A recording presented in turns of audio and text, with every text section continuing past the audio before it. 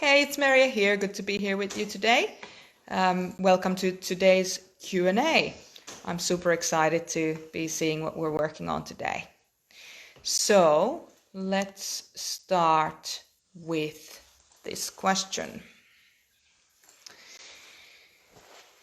How would you define freedom? I don't feel like I have the freedom to pursue my goals and I feel trapped.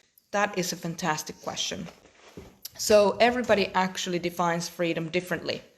So how you define freedom and how I define freedom are two different things. But what actually most of freedom comes down to is freedom of choice. So if you can kind of find out what your top values are, so say 5 top values, what are the things that you spend most time on, the most money on, what are the things that are most important to you, then when you look at expressions of those values, that actually gives you a sense of freedom, which then, gives you freedom because now you feel free.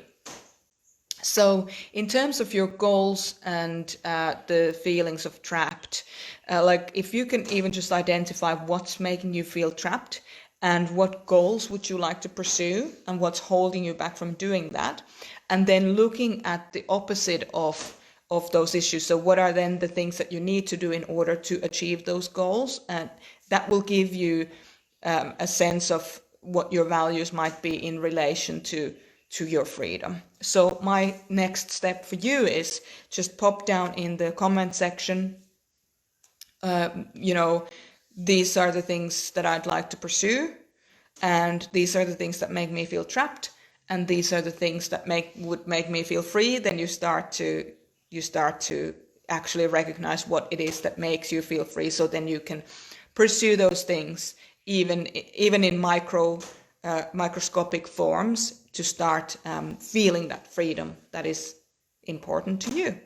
So how do I define freedom? I personally define freedom by being able to do what I want to do when I want to do it, and also and also by space.